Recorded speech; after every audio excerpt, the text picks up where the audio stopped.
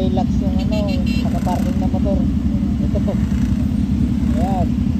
Tanga na, wasak ko. Basurero, babae yung driver ng Hilux.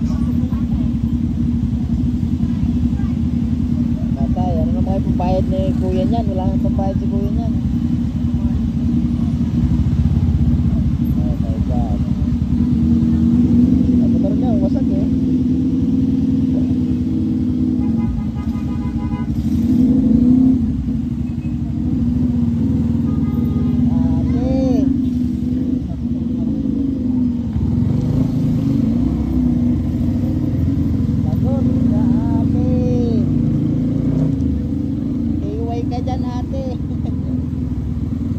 Kasi yung motor nakaparada sa gilid.